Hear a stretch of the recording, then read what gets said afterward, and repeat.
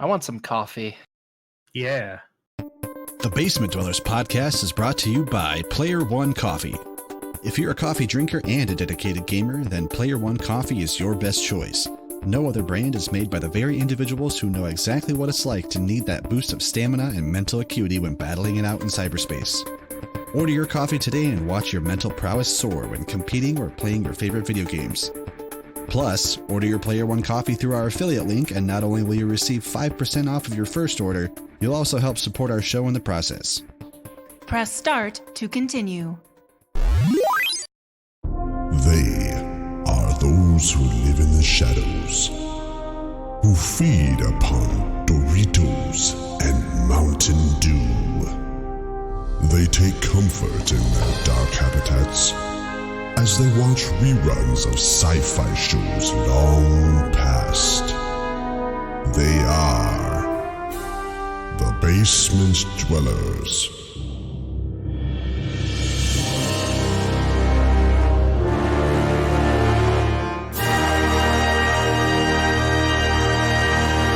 Show me what you got! So say we all. So say we all. So say we all. Indeed. Yes. This is a fertile land and we will thrive. We will rule over all this land and we will call it this land. Make it so. Join me. Together, we can rule the galaxy far from sun. I want to believe. We better get back, because it'll be dark soon, and they mostly come at night. Mostly.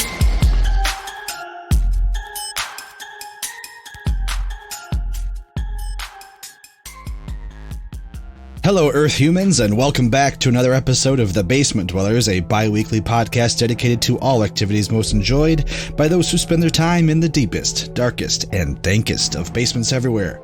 I'm your host, Wes Tanner, and tonight we're getting down in illuminaughty as we delve into a fresh topic for this show, Conspiracy Theories and Unexplained Phenomenon. First up, however, we're going to go over some nerdy news. We're going to finish up our first ever Versus tournament, and then we'll end the show getting weird and conspiratorial.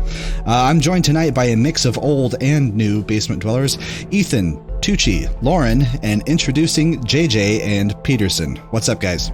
Hello. Yo. Hi. We have a tradition of everyone kind of introducing themselves and saying what they're into. So, JJ, we'll go ahead and start with you, man. Sure. I am JJ, and I am huge into video games. Have been for a very long time, and also like anime and some. I'm kind of like the stereotypical anime fan that the most people like Dragon Ball Z and that. That's about Where were you 2 or 3 weeks ago? Yeah. Star Wars and that kind of stuff. I've just always into that kind of junk. That's about it. That's me. And I collect retro you were in video games for a long time. Define long. I remember getting my first regular NES when I was 4 years old. The 80s. Ethan's trying to figure out how old you are. So not terribly long. No, define long in the metric system. What? About a foot. There's no difference in age in the metro. I don't know what's happening right now. No, that's all right. Ethan's just trying to figure out if he's still the oldest nerd here. I'm 34 years young. Okay. Yep, Ethan, you're still the oldest. Yeah. Grandpa.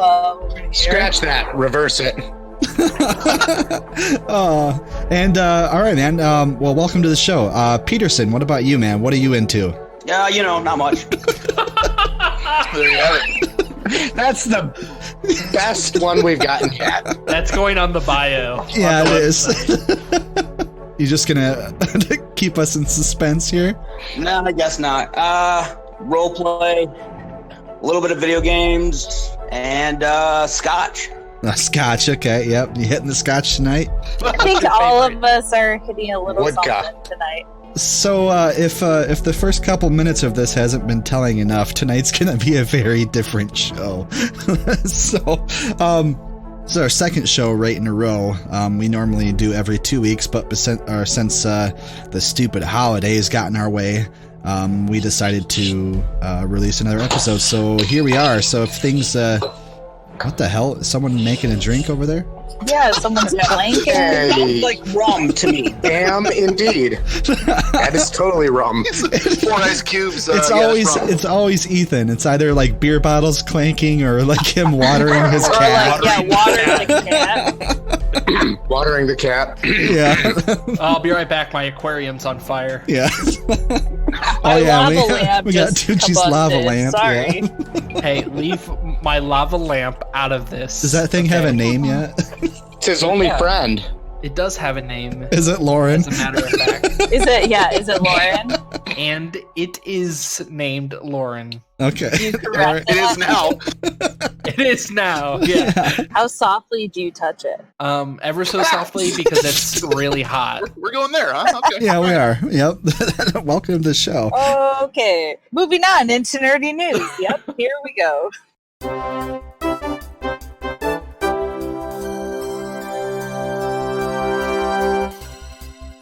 Now it's time to see what's up in the world of nerdy news. All right, so first up, via IMDb, the Bright sequel officially a go at Netflix. Yay! Wow. Woohoo! Yep, that actually a lot of this news is from last month, so that happened really quick. Netflix has taken a shine to Bright, the streamer's fantasy cop drama that debuted this December. The streaming giant has greenlit a sequel already that is expected to reunite stars Will Smith and Joel Edgerton, along with director David Ayer. And I didn't even realize this. David Ayer is the one who did Suicide Squad, isn't he? Ugh. Yes, he is. He did. Yep. That's kind of surprising because I liked Bright, but I hated Suicide Squad. I honestly don't have any idea. I just said Indeed. yes. Well, you guessed right. Good job. You get a chit. Yeah. So we talked about Bright last show. JJ, have you seen that yet?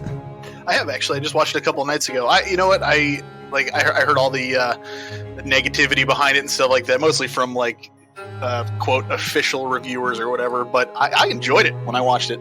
Yeah, that's pretty much what the rest of us thought too. And there's like a huge disparity between the official reviews and like actual like audience reviews. Yeah, official reviewers suck on that. It tells you to judge for yourself. I mean, bad exactly. opinion, bastards. Next up, the new Predator movie, Predator 4, releasing on August 3rd. Shane Black directs The Predator, or Predator 4, a new film set in the iconic Predator movie series by 20th Century Fox, which is now owned by Disney. With a screenplay by Shane Black and Fred Decker, the film stars, I'm gonna butcher her name, Yvonne Strahovski.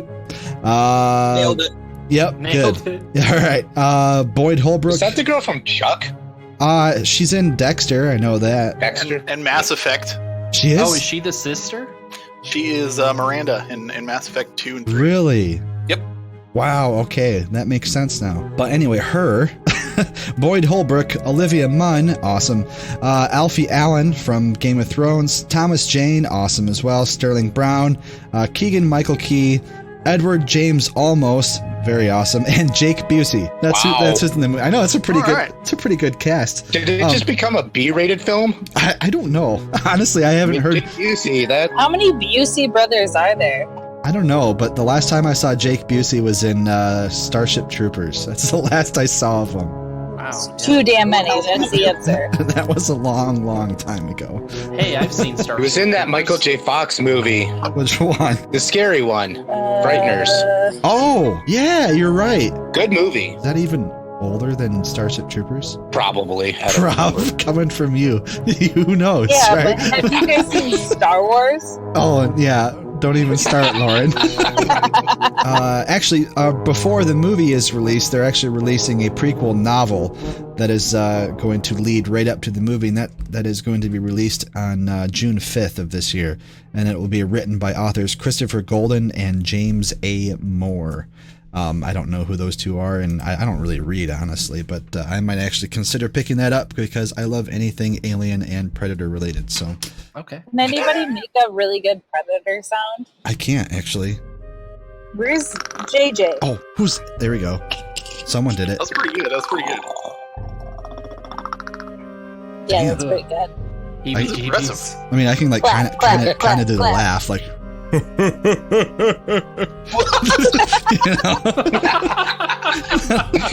Moving on. Yeah, moving on. Next, via independent.co.uk, NASA has found an entire solar system with as many planets as our own.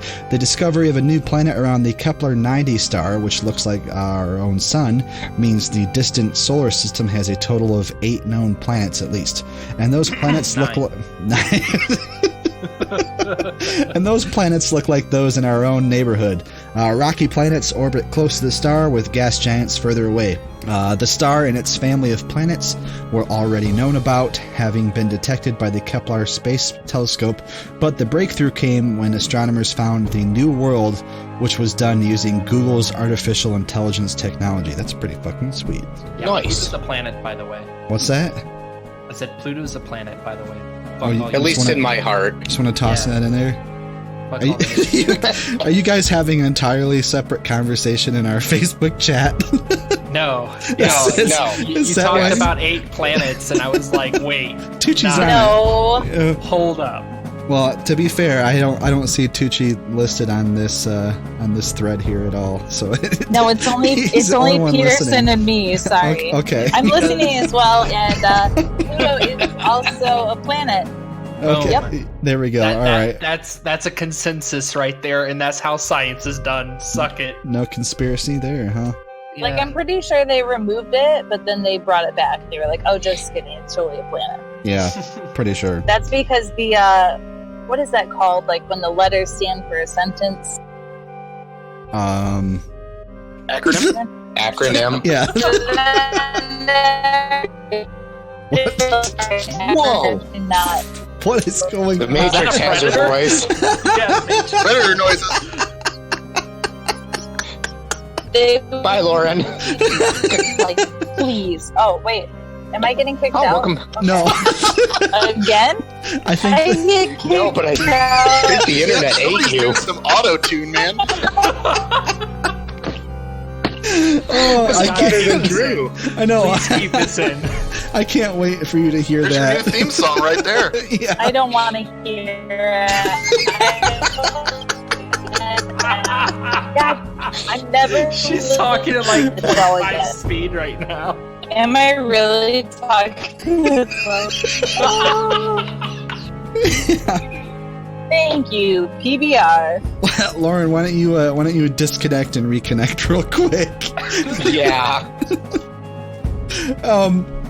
So anyway, in keeping with the theme of the episode, as soon as Lauren joined the podcast, or at least our group chat, we immediately suspected her of being a reptilian. So just keep that in mind for anything else that she says tonight. I'm slithering right now, and my tongue is flipping all around. I don't know. Oh my god. Okay. Anyway, next up via Global News. globalnews.ca. That's so sweet. The Pentagon says it ended its secretive UFO investigation program in 2012. Washington, let's see here. In Washington on December 16th, again, this is old news, but whatever, it fits with the show theme. The Pentagon acknowledged that its long-secret UFO investigation program ended in 2012 when U.S. defense officials shifted attention and funding to other priorities. But as to whether the Advanced Aviation Threat Identification Program has continued to investigate UFO sightings since its funding ended 5 years ago could rank as an unexplained phenomenon. So I had to include that because it's pretty much what our show's supposed to be about tonight. So yes. Yeah, thanks, Obama. So, last piece of news here, totally unrelated to everything else we talked about here, but I found this kind of weird, and it'll probably be something we'll talk about if it happens. But top economists have predicted that Apple is likely to buy Netflix. This actually came from Ethan a while ago, if you remember that, Ethan.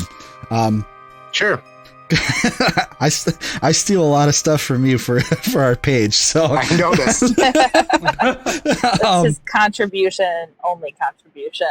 But contrary to reports of Apple launching a video subscription service of their own in 2018, in competition with Netflix, analysts have said that the iPhone maker could possibly buy the entertainment company by taking advantage of the new corporate tax cuts. According to analysts Jim Suva and Asia Merchant, sorry, I don't know why I'm saying sorry. They're probably not listening, but I don't know. But yeah. Whatever, fuck it. You never know who's listening on Conspiracy Night. Yeah, exactly. Yeah. They're predicting there's at least a 40% likelihood that Apple is going to acquire Netflix. Under the new taxing rules, the tech giant will be able to repatriate about $220 billion.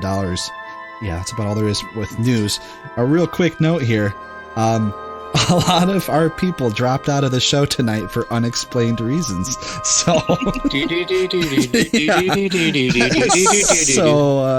yeah, we're gonna run with that.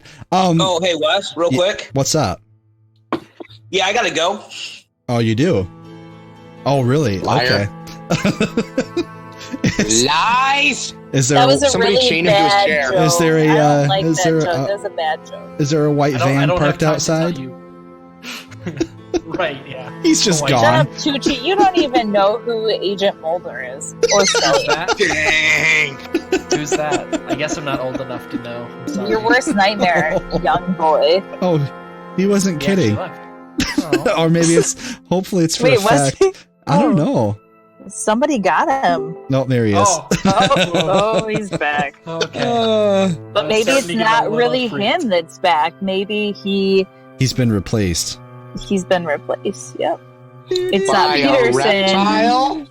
Lauren would know. I did not send anybody to his house. Okay.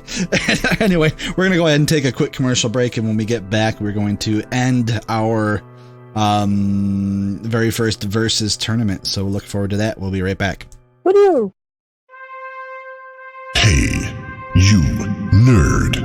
Have you subscribed to the show yet? Now you can find the Basement Dwellers podcast on the following platforms: iTunes, Google Play, Podbean, and SoundCloud. Also, make sure to like our Facebook page where you can stay up to date on all the things. And now, back to the show. And we're back, and we are going to be finishing up our very first Versus tournament. Obviously, a lot of the people who were here for the start of this are not here anymore, so we're going to get some fresh perspectives on some of the three characters that we have left that are going to be doing battle with each other for unexplained and really unimportant reasons. So we've never really done this before, so how do we want to do this? We're just going to... I'm all in, man. You're all in. Tucci's got this scenario. My scenario happens with all of them being there. Okay, so all in all, we have three people left. We have MacGyver, Mario, and Deadpool left. So yeah, so we're gonna throw all of them together. So Tucci, you said you're ready to take this away, so go ahead, buddy. Gladiators. Anyways, oh, so man. this is I can't really get that far into characters. I thought we were gonna get some dramatics. Yeah, like I already don't want to play. All right, man, go ahead. Sorry. Anyways, so my theory, or not my theory, but my scenario starts, okay, with the master hand from the N64 Super Smash Brothers. And he goes to each one of these participants, these gladiators' location, and he picks them up, snaps his fingers while he throws them in the air, and boom, they're inside Super Smash Brothers. Oh, shit. Okay. And all three of the characters, MacGyver in his Power Ranger outfit now, Deadpool. What right? color though? He is gold. Teal. Teal? Teal. Okay, whatever. Magenta. He's Mauve. Mauve. He's mauve. He's McTeal. Salmon. McTeal. Okay. He's the khaki ranger. He's the khaki. Yeah, khaki. Camo Ranger. Ooh, camo. Moving along. I like Camo Ranger. Okay, Camo Ranger it is. Okay. So Camo Ranger, MacGyver, you have Deadpool, and then Mario. Mario's been here before. Okay, he's had plethora of battle in these arenas. And the arena that we're going to go with is the Metroid arena, where there's those 3 platforms, if I remember correctly, and then that big ball that grows up, or that grows ever so often. And there we go. The countdown timer begins. 3, 2, 1. You know what? Little Shrimpy Mario. We got Camo MacGyver and Deadpool. So who wants to start this off? You know what? JJ, we're gonna throw you to the wolves, buddy. What do you think? Well, I think there's some questions we still have. Is this the I'm gonna just nerd out on video games here. Go for it. But is this the Metroid level where the lava comes up from the bottom also and covers half of the map? Okay, all right. And since we're talking Super Smash Brothers, are we assuming there are items involved? Of course. All right, so anybody could so theoretically many. be using Pokeballs and fans and baseball bats. Okay, Yes, all right, absolutely. all right. I mean, right off the bat, I think Mario's probably going to wait and hang back and let the other two duke it out for a bit. I feel like he's the kind of guy to not exactly be super aggressive compared to the other two. I mean, he's had experience. You're right. And I think that makes sense. Yeah, it's like the wimpy kid in dodgeball. You know, just hang back. Totally, it's not how I used to be at all. You have to understand. You have to real quick. You have to understand the history of how Mario got here in the first place, and the absolute from being aggressive. No, yeah, Mario's really lucked out. He. What do we have him? His first fight was against the Hulk. Was against Bruce Banner, and he used the Odyssey from the game Odyssey, where he threw his cap on the Hulk and became the Hulk. So it was like Hulk Mario versus the Hulk. Yeah. And then after that, he took on Conan the Barbarian. So got him with the good old boot. Mario's throwing down, huh? And he hit him in the dick and then booped him on the head. So I feel like he is going to stand back then with his arms folded, kind of looking out at the rest of the guys going like, I've already done my part. Winner takes me. Okay. But we're looking at this match is that like MacGyver and Deadpool know Mario's tricks. So I feel like they would try to take out Mario first because they don't want to get booped. Okay. Would Deadpool team up with anybody though? He's kind of Deadpool doesn't need to team up with anybody. Right, that's what I'm saying. So wouldn't him and Power Ranger? Oh, sorry. Camo Power Remember, Ranger. Camo MacGyver. Camo MacGyver, Power Ranger guy. What kind of abilities does Camo MacGyver have? Well, I think MacGyver. I don't really know much about him, but I've heard everyone here talk about him. So I think throwing explosives. I think throwing explosives is probably part of his forte. And yes, I am, and single for all those lovely ladies listening. Hey. Oh man. I'm right Trading me here. for JJ. You're such a little baby. I'm single too. Hey, if you listen. Hey. Like who strikes the first blow? I think Deadpool does personally. Deadpool. Who does Out of the three, I think he's the most aggressive. Who does he go after? I think Mario would strike the first blow. Well, given what he's done so far, according to you guys, yeah, that might be true too.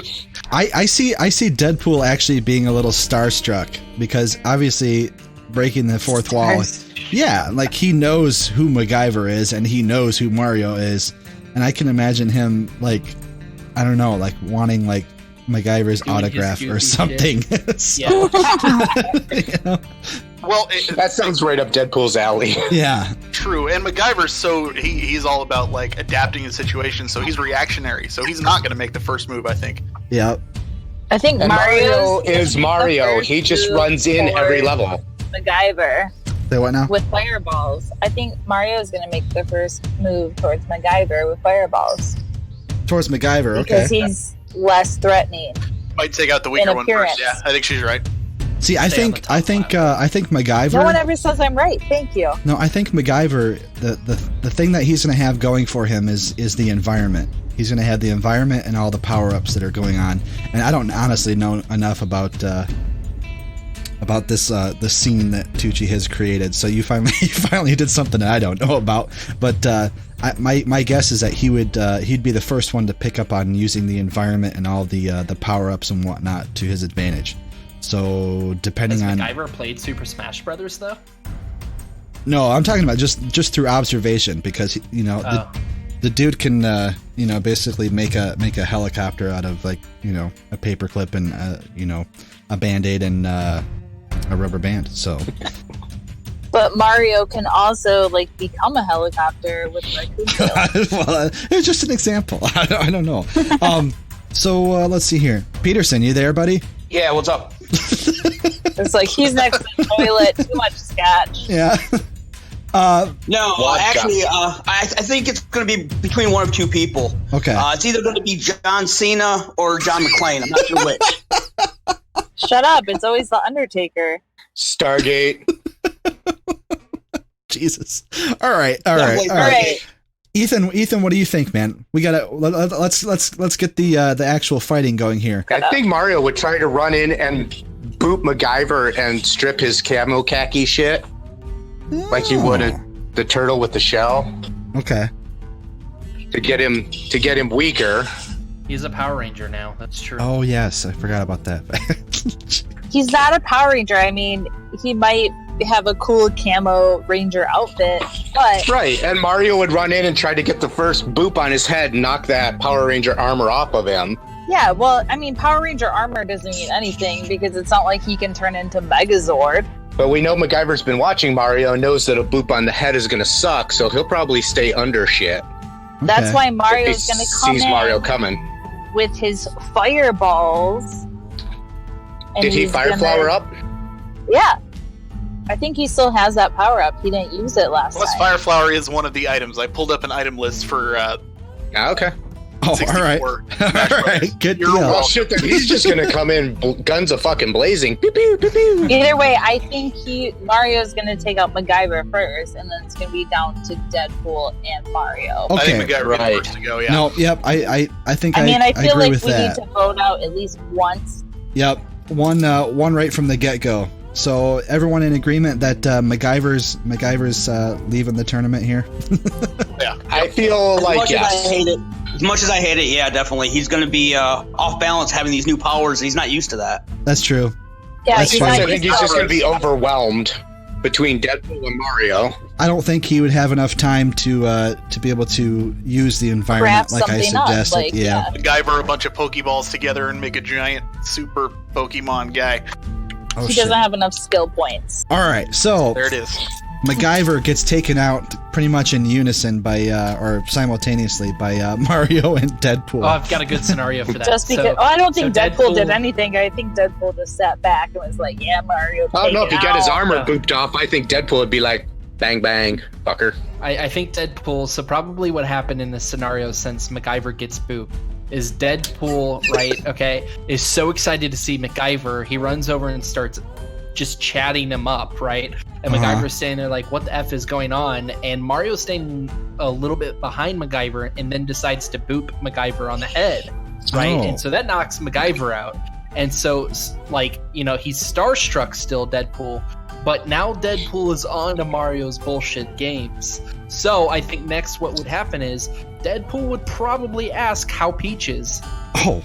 See, I think I don't know if we're going to talk about how MacGyver got taken out, but I think that Mario used the fireballs, which we all know that they bounce up. So I think Mario lit MacGyver's crotch on fire, and he was like, "Oh, fuck, my dick." And then Deadpool came up behind MacGyver and either, like, shot him in the back of the head Poor with a MacGyver. pistol, or he just, sliced his Yeah, because head off. I could totally see Deadpool asking MacGyver for his autograph and then going, well, as much as I love you, sorry, we're in a battle royale. I'm going to have to stab you in the face now. Yep.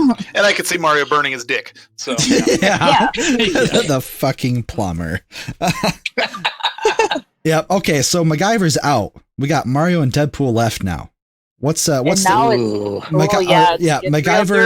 MacGyver collapses in a in a smoldering bundle of mulleted paint. Yeah, random event. Dick fire. The lava Dick starts fire. to grow. That's my new favorite word. All right, Tushi, random event. You said Yeah. this is Lava an starts environmental. to get bigger. Yep.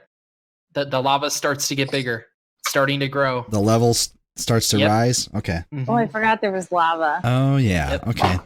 Well, so they're gonna have to be jumping here, and I'm pretty sure Mario would beat Deadpool in a jumping fight, wouldn't he? Deadpool's also going to be Mario's thing at this point. So Yeah. Okay. Potentially, but Mario's also small.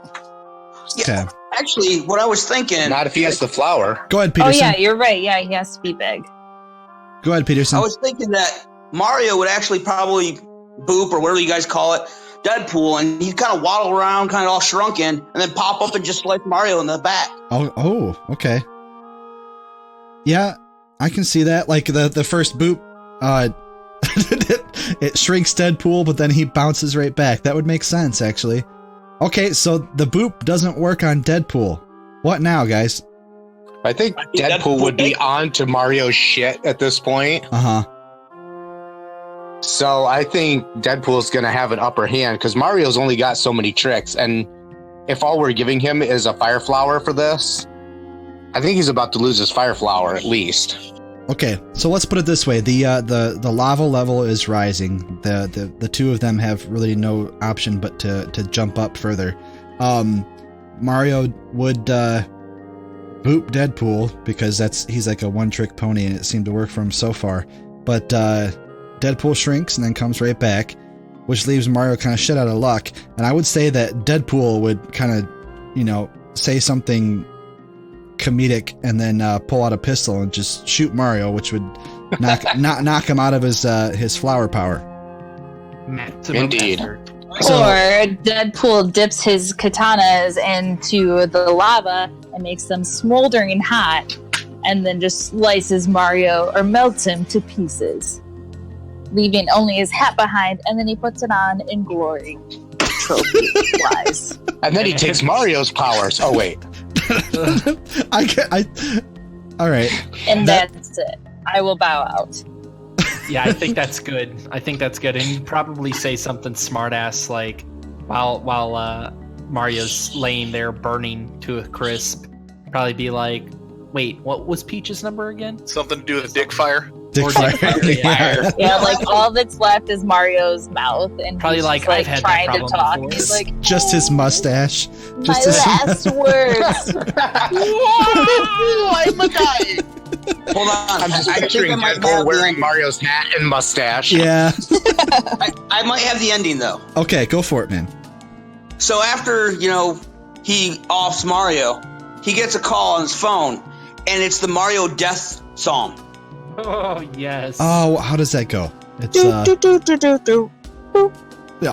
Is that how it goes? Hold on. Nope, it doesn't. Yeah, Someone's gonna It's only play been it. 40 years. Are you I pulling mean, I in, just played Mario Do do today. do do do do do do. There we go. Yeah, all right. Yeah, I was that's like it, off 2 notes. Whatever. Close, Fuck you're close. you guys. What? All right. If we get it wrong, there's no copyright infringement. Oh, you're right. Exactly. You're right. Yeah, well, fuck The that. wrong tone, the wrong pitch. All right, so are we all in agreement that that Deadpool takes this one? Yes, because I think if we I think let so. Mario win, Drew would end up killing Drew- himself or something. Hey, Drew is the reason why didn't you Mario say that? made it this Mario far. wins, he was gonna kill himself. Drew, Yeah, Who said that I last was saying time? that was Tucci actually. Yeah, that was me. That was- I okay. thought Drew said something similar. but Oh, yeah. well, Drew is the reason why Mario made it this far. So, I I 'cause- know he completely soloed like all the with scenarios the, last episode. With the dick punch and everything. Won every fight. So. Okay. Auto-tune! So the winner of our very first Versus tournament is, out of all those people, it ends up being Deadpool. And I guess it's kind of fitting when you really think about it. But yeah, there we go. So applause. So just wait until next year. Yeah. Yeah. We're going to go ahead and give Versus a rest for a couple episodes at least here. We got some other stuff we can do. Versus. Yeah. So, holy fuck knuckles. So, yep. And that oh no. That went pretty quickly here. So, we'll go ahead and take our second commercial break, and then when we get back, we're going to go ahead and we're going to get right into our conspiracy theories. So stick with us. And we'll see you after the break. Do you like role-playing games? How about podcasts? How about a podcast about a role-playing game? Check out our friends at Tomorrow's End, a podcast that follows a role-playing group as they navigate through a post-apocalyptic wasteland. All right, enough fucking words. Here's the trailer. How did humanity get here? I just can't remember. The rest of the world didn't know why the end had come. They'd heard on the radio about an attack on the States by either Russia or China over dwindling resources. What we knew was that the world was going to end, and a crazy man named Morrow had a plan to save the world. Many teams were frozen in vaults deep underground, safely tucked away from all the bombs and nukes flying, and the asteroid that would finally end everything. They were supposed to wake up 25 years later and help pick up the pieces, but something went wrong, and everyone woke up a lot later, if they woke up at all. Cultists, criminals, madmen, they've been living and thriving through the radiation and destruction the entire time. Some good people also survived. They held on to hope by spreading stories about tomorrow's end.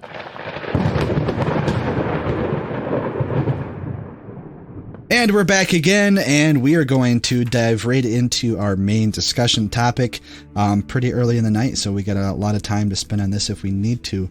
We're going to be talking about conspiracies and unexplained phenomena, stuff that is interesting, as a little bit of a, what do you call it, like a disclaimer. The views expressed in this show are not necessarily the views of the people here, but I don't think we're going to get into anything too controversial. So, Flat Earth is real. Yeah, for adults only. So, basically, that's our show. Yeah. So, Lauren, Queen Autotune, you want to start this off with what you have presented? Yeah. I'm going to be talking about not a conspiracy theory, but an urban legend, I guess, of sorts, of the paranormal type. Ooh. So, those people that are usually described as pale, all black eyes. So the black-eyed children, black-eyed kids, whatever. Okay. I've heard about this. Yes. It's been something that's haunted me personally for many years, ever since I was introduced to it. But what do you mean haunted? Like you've actually seen them, or? No, I haven't. But Okay. I've been terrified that I will one day experience them, just because I read about them so often. Tell me why I should be afraid. One time I was drunk and I lost my keys and I couldn't break into my house because I had it so locked down because of my fear of black-eyed kids. Okay. Yeah, whatever. So if that gives you any perspective into my life, that's it. All right. So anyway. So go ahead. Continue. So black-eyed kids, for people who don't know, are whatever they're, I guess, paranormal entities. Maybe. I don't know. Who knows? Nobody knows. But they usually portray themselves to be anywhere from 6 to 16 years old.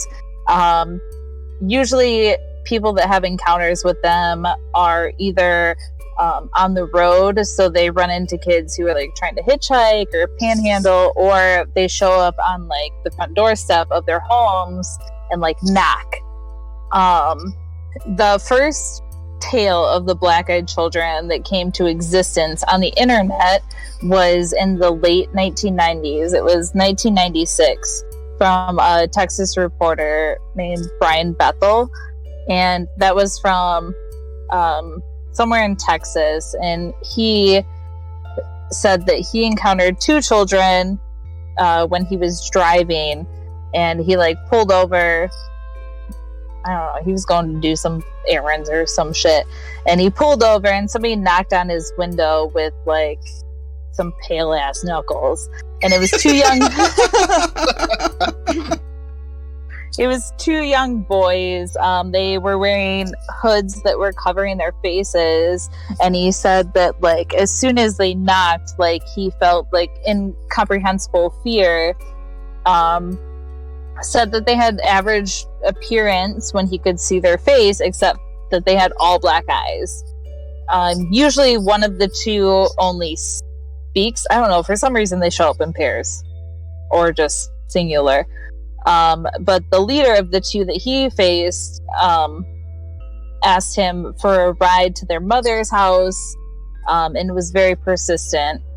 That dude became panicked and rolled up his window and just reversed, and when he looked back, they were just instantly gone. As well, when he was reversing, like he said he heard like the kid yelled like, "We can't come in unless you tell us it's okay, let us in," blah blah blah. But then they just instantly disappeared. And then after that encounter, he said like he had disturbed sleep and like fantasies of them appearing at the foot of his bed and also at his doorstep waiting for him to come out. So that was like when the urban legend, I guess, was introduced to most of the public.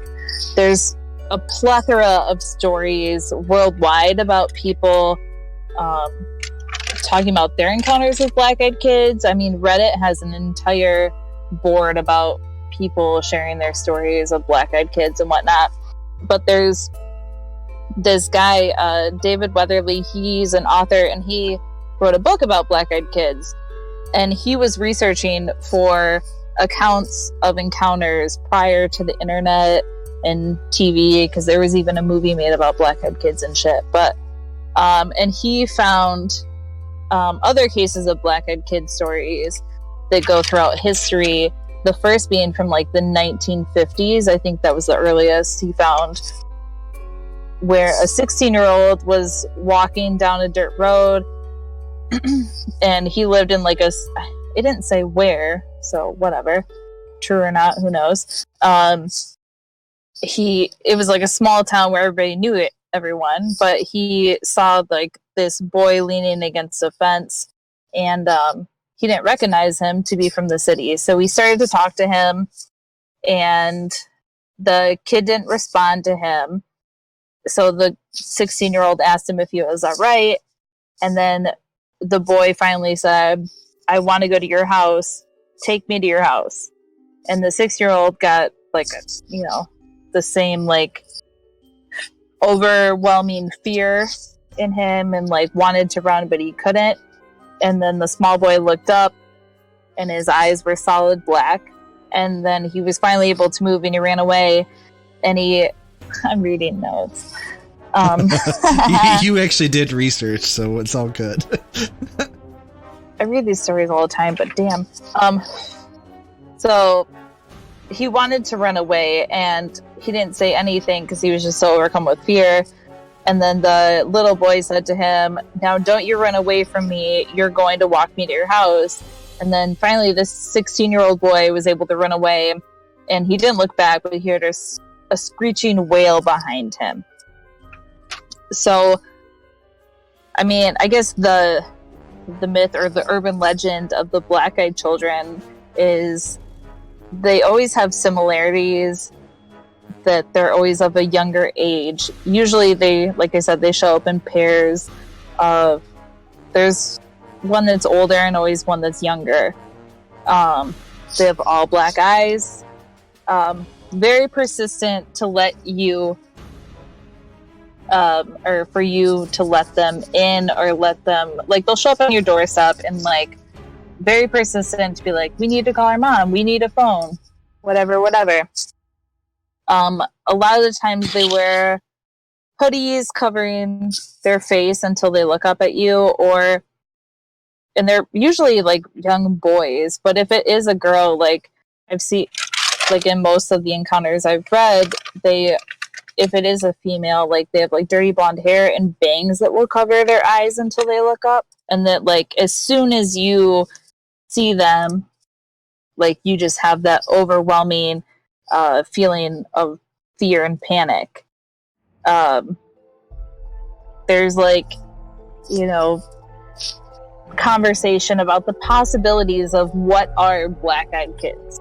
Like, are they aliens disguised as children? Are they soul-sucking demons? Whatever. Like, basically they're just predators, from which most people say that their encounters are, because it's just not good. What do you think? What do I think? Yeah, as far as what they are.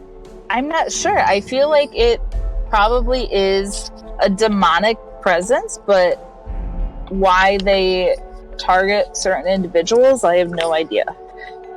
Is there any localization to these things, or just the U.S. or area of the U.S., the world? It's worldwide. So, like, I've read stories from, like, France, from India, you know, just all over, about people encountering these children. But the only thing is like, so, you know, what happens if you let them in? Obviously, there's no tales of that. So, like, it leads you to believe that when you let them in, that you're a goner. So, you know what, the first time I heard about the black-eyed children, nice. The first time I heard about them was on a show called Coast to Coast AM. And I know Coast to Coast. Yeah, Yes, Norrie. George Norrie. Yep, and love that shit. I remember Coast to Coast AM is a good one to check out if you're into this kind of stuff, people listening. But it always reminded me, the stories always reminded me. Do we have any Doctor Who fans in here? Nobody. A little bit. What's Doctor Who? Yeah, sorry, I was muted. Yes. Okay. You remember the episode? I believe it was in the first season, actually, the very first season. Nope. Stop it. You're going to talk about the gas mask, aren't you? Yeah. Are you my mummy? Are you my mummy? You my mummy? That yeah, always. You all shut the fuck up.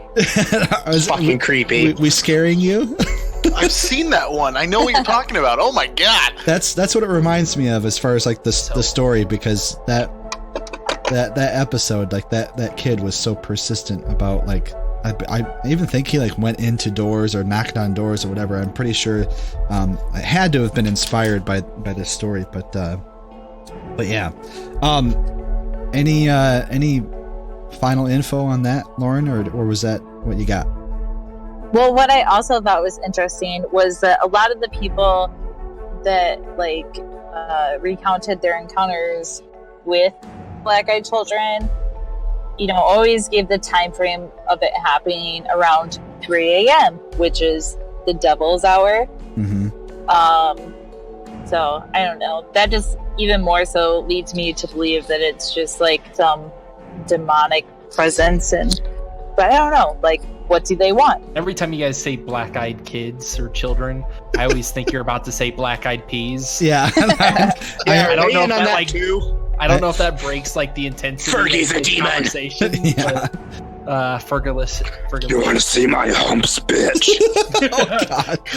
Yes, I just want to know what you guys would do. So, like, because I know a lot of you guys have kids. If you do have kids, like, and, you know, there's, like, a knock at your door in the middle of the night, and it's, you know, a preteen with, like, a 4-year-old, and they're asking, like, can we use your phone? We're really scared. Like, our mom's worried about us. What would you do? I'd look at their eyes and say "fat chance, bro," and slam the door in their face. Like, but usually, like, they don't look up until you deny them at first. Like, honestly, again, I know we're making everything sound silly, but if anybody, honestly, not even just kids, but if anybody came to my door in this day and age asking to use my phone, I would say, where the fuck is your cell phone? Oh yeah. Right. Yeah. You're a teenager. Where's your fucking phone? Exactly. It's like, we know you've had one since there's no cell service out here. Go away. You let him in your house. 2 seconds later, you got a dick fart. And you know what? I actually read a story where the lady said that to the older kid, and she, the older kid and the younger kid, they just looked at each other, didn't say anything, and then the older kid looked back at her and said, "Oh, my cell phone battery is dead." And then she persisted to say, "But my little brother needs to use the bathroom too." He can pee in the woods. All right. Peterson, man, you've been uncharacteristically quiet for a lot of this. Let's go ahead and go to you, man. What are you going to talk about tonight? How do you do auto-tune again? No. Let me teach you the ways. Yeah, I don't know. You drink whatever Lauren's drinking, apparently. So it's a magic reptilian potion, only for the reptilian elite. I've had it. Lo siento. Yeah, I've had it. Yeah, whatever it is, Ethan's probably had it. So I just Googled black-eyed kids because I wasn't 100% sure, and you got pretty, didn't you? Yep. Now you're not going to be able to sleep tonight. That is terrifying. Why do you think I drank so much today? It's so I can actually sleep tonight. Maybe. I don't know, because it's Tuesday? Yeah. No.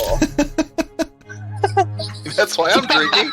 Good reason enough. Yeah, I mean, really. So Peterson, did you get something together? Yeah, technically I got 3 different things. I got a conspiracy, an unexplained thing, and then a personal experience. So I guess, which one do you want? I want. Let's see here. We just did an unexplained one. Let's go with let's do a conspiracy theory, and then I want to hear your personal experience too. Okay. Well, the one that got me into everything was the Philadelphia experiment. If anybody's familiar with that. Is that where they tried to teleport a ship across the continent? Is that what it was? Am I thinking of the right one? That's not what they meant to do. Oh, yeah, okay. basically, but that's not what they meant to do. They meant to basically hide it from radar or from magnetic mines during the World War II. And what ended up happening, supposedly, is it moved in time and space. All right. Yeah, so about either August 12th or possibly October 28th in 1943, no one was really sure, the U.S. Navy conducted a test of some sort on what's called the USS Eldridge. Was a destroyer, escort, if I remember right, at the Philly Navy Yard.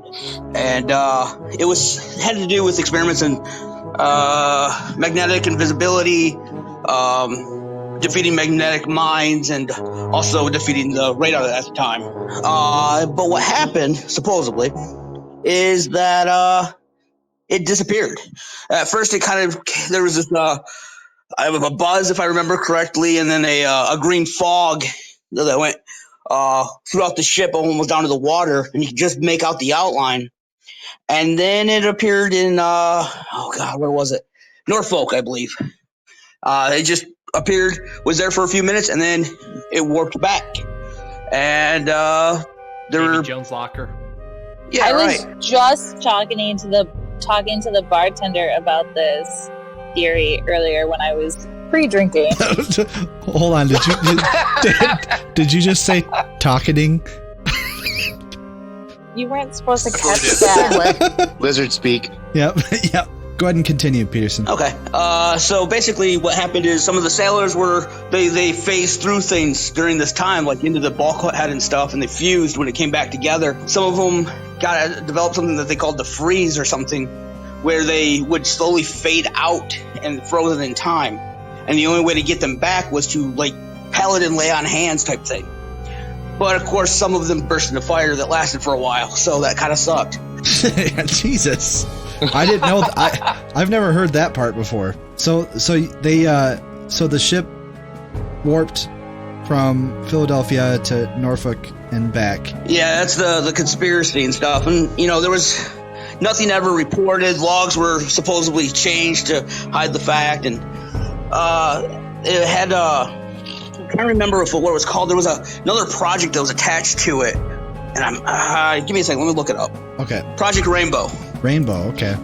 Yeah. Which, dumb name. Not really sure what that was supposed to be either. I've done a few bits of Project Rainbow. Yeah, I'm fairly sure that's where the Navy gay thing came from. I'm not sure. Okay. The conspiracy within the conspiracy, though, is that I was born in Norfolk, Virginia, so... Dun, dun, dun. Lizard. Wait, were you born in 1943? Because you'd be older than Ethan. Ouch. I cannot... That's when my dad was born. Shit. She is a lizard person, so... Yeah. Okay, is there anything else to that? There's a bunch of books, and there's a really crappy movie about it. And there's also, it leads into what is it, Project Montauk, or how do you say the damn thing? Montauk? Yeah, however you say it, I have no idea. Project Montauk was actually the basis for Stranger Things, or what Stranger Things was based off of, and they were originally going to call the show Montauk, and then decided not to, because I think they wanted to go in a slightly different direction, but Montauk had to deal with basically experimenting on kids to give them certain powers and whatnot. And I believe there's another Netflix show, the OA. Oh yeah. That kind of deals with that same type of thing. So dun dun dun. Well, there you have it. So, what about your personal experience, Peterson? I've heard this is quite the story. I don't know if it's quite the story, but okay. So my Facebook profile picture is of a white van that says undercover surveillance van in stencil across the side of it, right? So I'm a gamer. I have some role-playing friends. We were doing a post-apocalyptic zombie survival thing. They all come over to my house. We're playing, and a buddy of mine, Len, decides, hey, what we should do right now, since we have smartphones and tablets and computers, is look up nuclear silos to see how much we could get screwed here, right? And so I started looking up that, and it goes from, how do you actually set off a nuke, and how do you set a nuclear power plant to, melt down? How do you build a bomb? Yeah, exactly. No big deal, right? So not even a few days later, I go to pick up my son at school. And I mean, it's just down the road. It's not even a mile from where I was living at the time. And I pull in the parking lot, and I took that picture because it was in the parking lot of my kid's school just days after that role-playing session. That's spooky.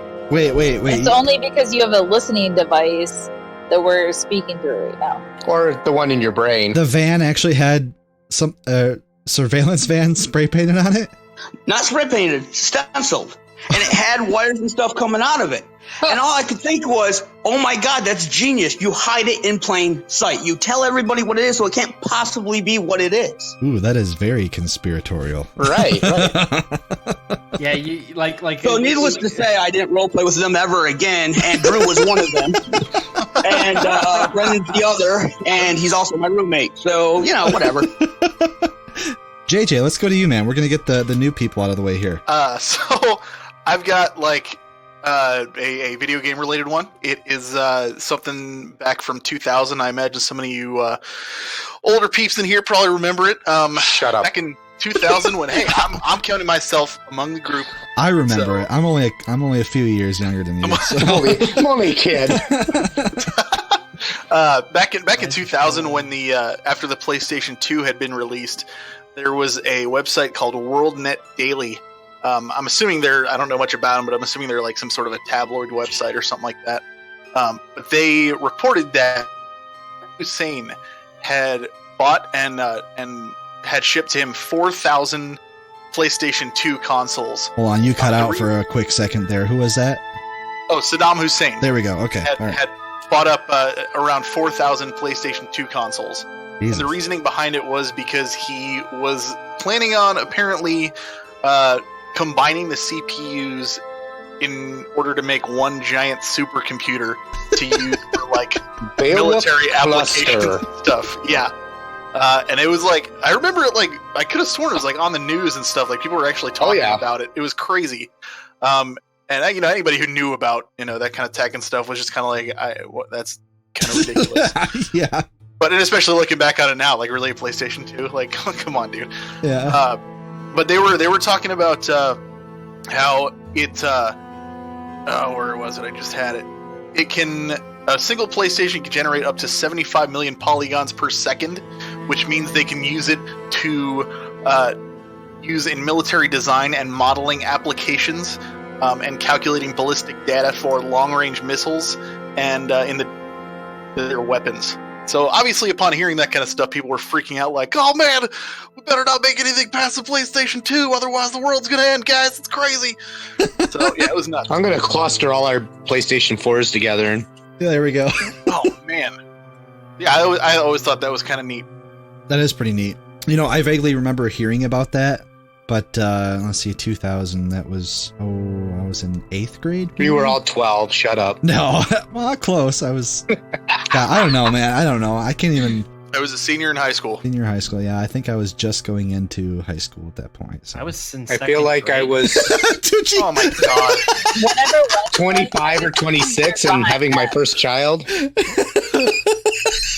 Yeah, I'm pretty sure I was. I don't want to think about this at all. I'm pretty sure. Oh man, So you probably just got potty trained. I graduated in 2010, so. Ow! God damn! You graduated in 2010? I did. Okay, how do you mute people?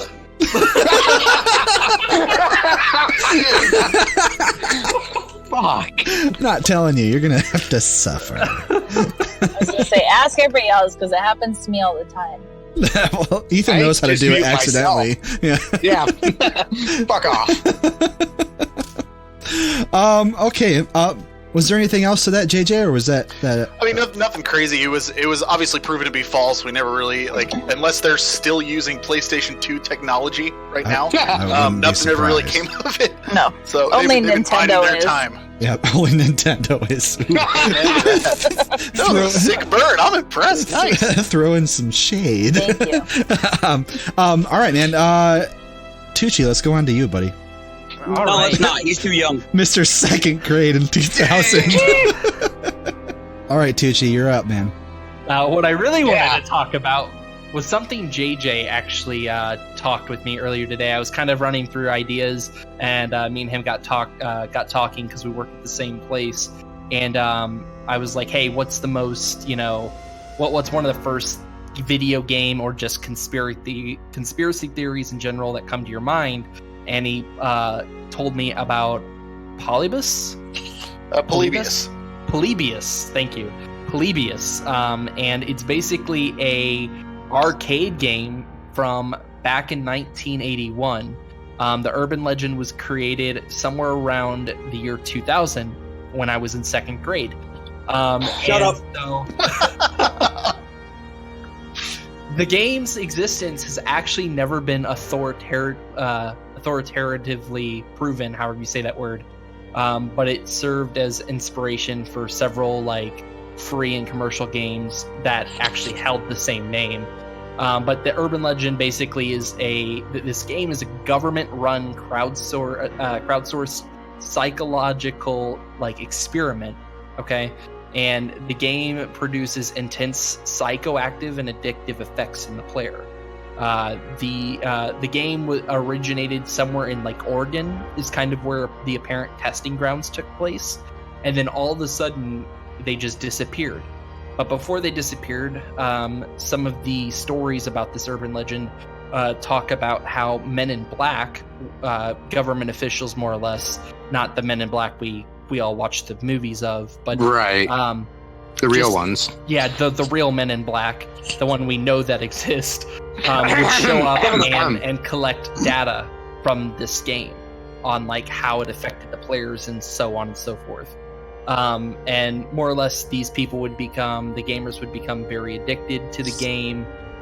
They would have all kinds of harsh side effects afterwards too, mental illness, maybe. I was gonna say, amnesia, so basically, insomnia, night terrors, hallucinations, Gaming should have been an addiction or on the disability list way before this year. Exactly. Exactly. Yes. As I'm drunk and talking and slurring. And another thing that JJ actually told me about was the Angry Gamer. Is that his name? Angry Video Game Nerd. Yeah, Angry Video Game Nerd actually does something on this topic, and it's a pretty good video. He explains a little bit about the actual urban legend, but he also does a skit with it that's pretty freaking fantastic. Yeah, he's hilarious.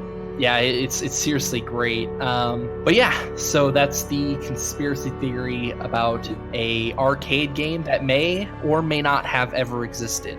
Oh. That's awesome. Can I I've never hit on played that it. real quick? What? Go ahead, man.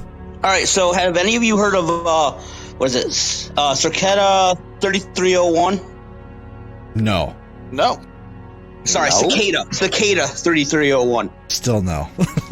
I've heard of cicada, but not with a designation. Okay, well, the cicada, sorry about that, cicada insects, there's I don't even know what to call it, a puzzle, if you will, that's been going for years. You guys, if you get a chance, look it up. I'm not going to get into it. It's really deep. It's really involved, but that's all right. I think the only people left to talk are me and Ethan, and we don't really have much. So I got nothing. Yeah, I don't. Go for it. Except Yeah, what I go just for it. posted in chat. Yeah. Peterson. Yeah. Go ahead, man.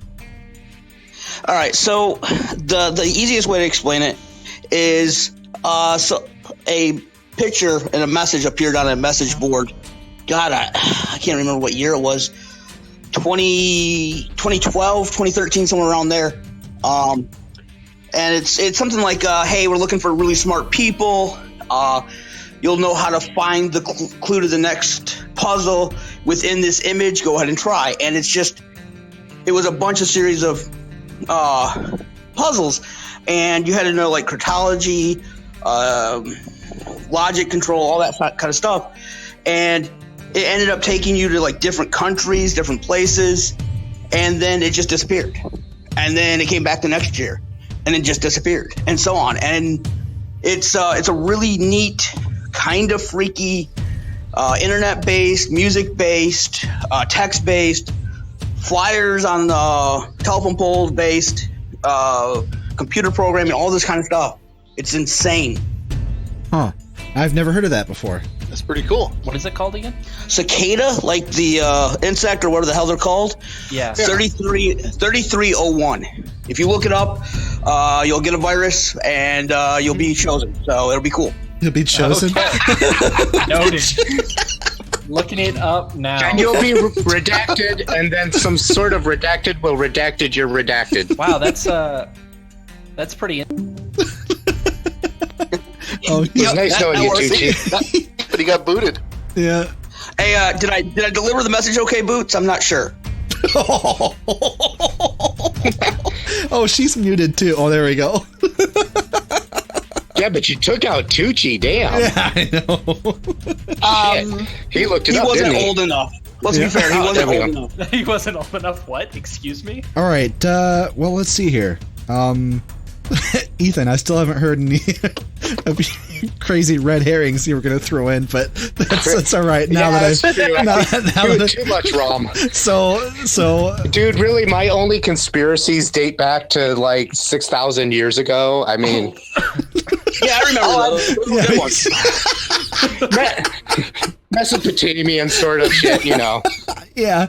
I mean, all I've got is the classic Illuminati, Rand Corporation, Build-A-Burgers, reverse vampire people. Oh, yeah. Yep. Mondo Burgers. No. Wait. Wait, what? That's a conspiracy in itself from Good Burger and Mondo Burger. Like, how did they get their burgers so big? And what's that shit I posted in chat about those creepy bipedal walking things? Humans? I don't know. Anyways, I got nothing. Moving along. No, that's all right. Redacted. So I have two things that one of them, well, you know what? I have one thing I'm going to talk about real quick. Just going off the top of my head. I was going to talk about the Simpsons, or the wild accusations of Simpsons creator Matt. I don't know how you say his last name. Groening. Yeah, that worked. Yeah. Groening. Anyway, that's later. The creator of Simpsons being a time traveler. Have you guys heard that one before? I think he is. Yes, actually. Apparently, there are some very, very uncanny, I guess you could call them coincidences. But apparently, yeah. Coincidence. No, there's quote unquote. No, there's honestly been some straight up like witchcraft and wizardry going on in The Simpsons. You know, shit. Like Nostradamus, motherfucker. Yeah, you know what? I'll go ahead and go through the article real quick here. Yeah, do it. This one lists 14, but I've read all the way up to there's like 29 of these predictions that The Simpsons have. Convenient. There's 29 seasons. Oh, I didn't catch that. Shit. The first one, I mean, some of them are kind of lame, but some of them get a little creepy, and I haven't gone through the whole article, so maybe they're not in here. But they predicted that the Siegfried and Roy tiger would attack them. They predicted it in 1993. They did a little skit about that happening. It came true in 2003. Let's see here. That one's pretty lame. They predicted FaceTime, which they did that in 1995, and then it came true in 2010. It's in the episode, season 6, episode 19, Lisa's Wedding. It's set in the future. Lisa talks with Marge using her phone's video chat capabilities, predating the popular FaceTime feature of today's iPhone by 15 years. That one, could go either way. It predicted faulty voter machines. This is in season 20, episode 4, Treehouse of Horror. Predicted it in 2008. Came true in 2012. This was during the 2008 presidential election. In the episode, Homer tries to vote for Barack Obama, but when he presses his selection, it records it for John McCain several times. Coincidentally, when it came time for Obama to run for a second term in 2012, video footage emerged of a machine switching a vote from Obama to one of his Republican opponents, Mitt Romney. The machine was taken out of commission. It predicted the God particle. This was in season 10, episode 2, The Wizard of Evergreen Terrace. It was aired in 1998, came true in 2012. The existence of the Higgs boson, or God particle, a breakthrough that helps explain how everything in the universe has mass, was not confirmed by physicists until 2012. But, according to Dr. Simon Singh, the author of The Simpsons and Their Mathematical Secrets, after Homer decided to become an inventor, he was pictured standing in front of a blackboard with the same equation that predicted the mass of a yet-to-be-discovered particle. Like, it's the actual equation that they used when they discovered that particle. So that one was pretty cool. They predicted the NSA spying scandal. This was in the Simpsons movie. That was 2007, and it came true in 2013. Let's see here. When the Simpsons family is forced to go into hiding, the NSA locates Marge and the kids by listening in on one of their conversations. However, it wasn't until 6 years after the Simpsons movie hit theaters that Edward Snowden first blew the whistle that was actually stuff that they did. They predicted smartwatches. That's pretty boring. They predict... But still. Yeah, they predicted America's Ebola outbreak. This was in season 9, episode 3. Predicted in 1997, came true in 2014. I swear to God, you better not skip the big one. I'm looking for it. Not that one. They predicted Greece's debt default. That's pretty funny. Predicted in 2012. It came true in 2015. Let's see here. When Homer appears as a guest commentator on cable news show Headbutt, a ticker runs across the bottom of the screen that reads, Europe puts Greece on eBay. And this was 3 years before Greece became the first developed country to default to the International Monetary Fund, plunging the country deeper into economic crisis. Let's see here. Not that one. It predicted Donald Trump's presidency. I'm sure you guys have all seen this clip, the side by side. That one. And his small dick. That one is. Wrong show. Yeah, this one is completely. No, it's all right. This was in season 11, episode 17, Bart to the Future, predicted in 2000, came true. Obviously, we all know came true 2016. Really that one can only be explained by watching the clip. Like it's that one's uncanny. Very uncanny. Yep, it predicted Lady Gaga's halftime show. All right. This one's cool. It predicted this one just happened. It predicted Disney's takeover of Fox, or their purchase of Fox. This was predicted, or the season 10, episode 5, predicted in 98, and it came true last year, 2017. After a trip to Springfield, director Ron Howard pitches a screenplay that Homer wrote to producer Brian Glazer of 20th Century Fox. At the beginning of the scene, a sign can be seen at the Fox studio that reveals the company is now a division of Walt Disney Company. Nearly 20. Oh shit! Yep. Cut to nearly 20 years later, and this sale is officially underway. So that one's pretty good. That's the end of this list. But the other, this is more of an well, I guess they're both kind of unexplained phenomenon. But this one I'm going to go off the top of my head here because it was one that I wanted to research, but I just didn't have time today because of life. But again, this goes back to the show Coast to Coast AM.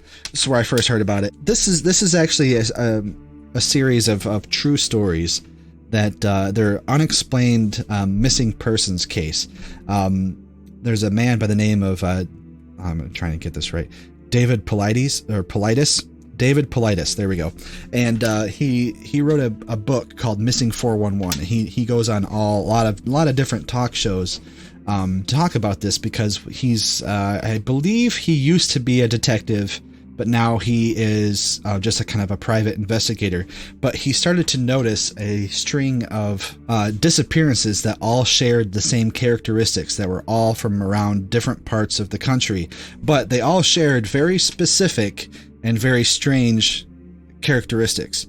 And they had all been investigated already by the local officials, but they were kind of filed under like unsolved. But I can't really get into too many specifics, but a lot of what they covered was these people would be in kind of a remote location, like they'd be hiking or camping or something like that, and they'd be with somebody or a group of people, and then they somehow have fallen behind in the group, and when the group turned around, like seemingly instantly, the person was just gone.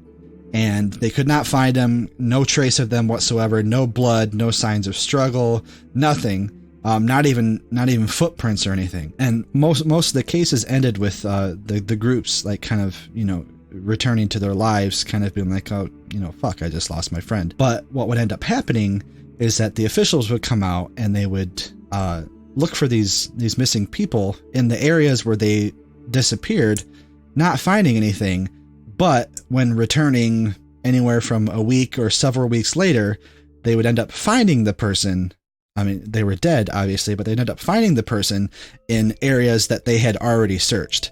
And they would be missing articles of clothing, or they would have no clothing on, at all. Hey, Wes. Yeah, what's up? Is this the one that the bloodhounds would go like act strange when they try to find the trail or something? Or am I thinking of a different Art Bell story? Most likely that's part of this, because they would use like whatever the most sophisticated methods they would have. I mean, bloodhounds, really maybe not that sophisticated, but they would use bloodhounds. They would use like thermal imaging, helicopter, I almost said tours, but like FLIR and stuff. Yeah, like the forward-looking infrared and all that stuff, right? Yeah, there's like thousands of cases, if I remember right. Oh yeah, there's tons and tons of them, and these are actual real cases. And if I had the information, I'd share it. But you can actually look up the individual cases because they're real missing persons cases. The only way that David Paulides gets a hold of them is if they meet a very specific criteria, and that is all. They seemingly these people disappear right from behind the group that they're in, or like not in front of people's eyes, but like 1 minute they're there, the next minute they're gone, then people search for them, can't find them, but then they return a couple weeks later and they find the body in the same spot that they had searched thoroughly before. One of the stories that I can remember, it actually involves a little kid. A couple had been camping, I believe, and they had their 2 or 3 year old toddler with them, and they turned around, and when they turned back around, toddler was gone, and they could not find him. You know, the cops were out there, the park rangers and everything like that, and they searched for him for days on end, could not find them, and then a couple weeks later they found his body, I believe it was like 3 or 4 miles up the side of a mountain. And he was missing his shoes, and they were like, there's no way that our kid walked 3 or 4 miles in the cold up a mountain. So, and then there's the other part to this, and again, I really can't give many details, but the other part to this is that there appeared to be, at least by the evidence, somewhat of an effort to not try as hard by the national or the park rangers. One of the criteria was that they took place in national parks. That was one of the criteria that they had, or that Paulides had, in order to be able to add it to his caseload. But yeah. So to save myself from rambling on even further, I'm going to go ahead and stop it there, because that's all I can remember from the top of my head. I wish I could give more details, because out of all of the crazy conspiracy theories and all the alien talks and the paranormal stuff that I have listened to over the years, that story, that group of stories has stuck out to me, because even Paulides won't give his theory on what it is.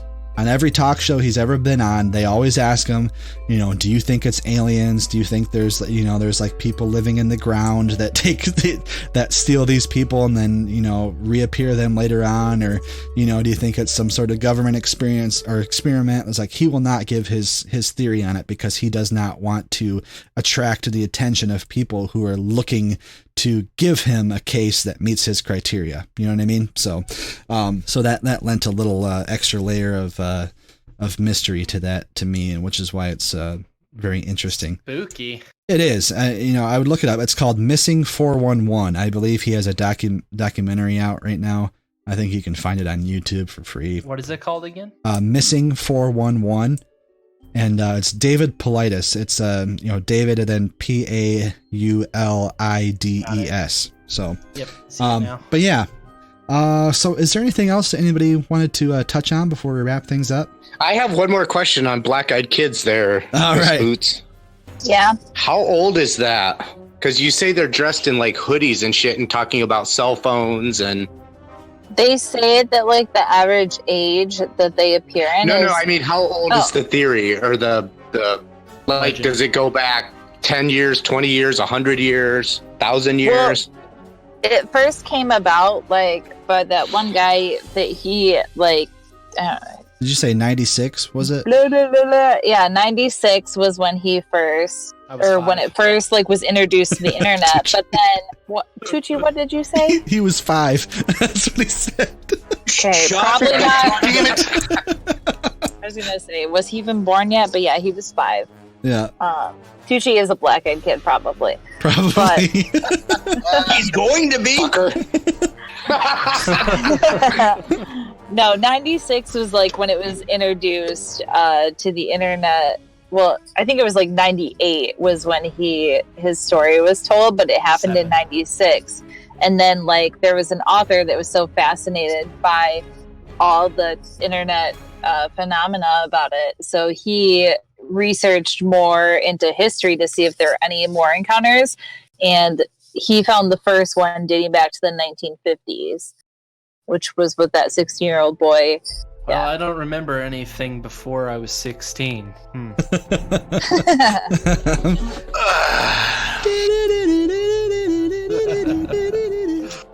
All right, guys, any final thoughts before we end this bitch? Yeah, it was nice knowing all of you. Yeah.